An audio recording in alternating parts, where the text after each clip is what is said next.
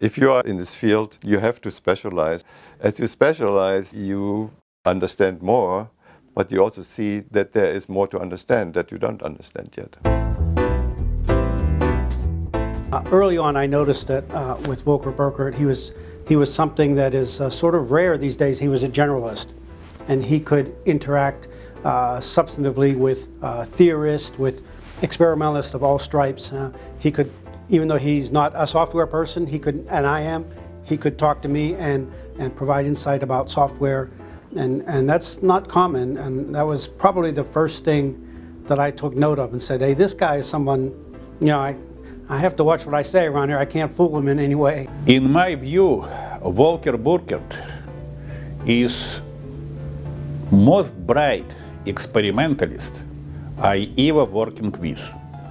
And unique feature of Dr. Burkert, very profound and extremely wide expertise in different area of hadron physics.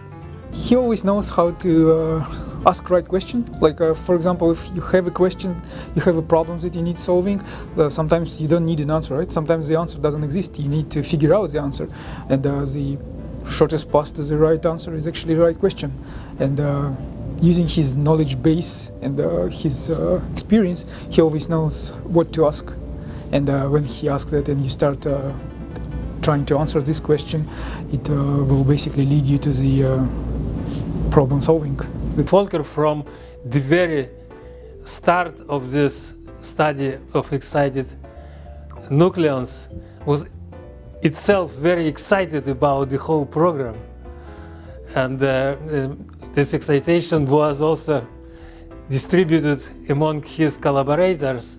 I don't quite know how he does it, because it's a full-time job to run and organize the experimental program in one of the experimental halls, but at the same time he manages to do his own research as well, which is pretty amazing.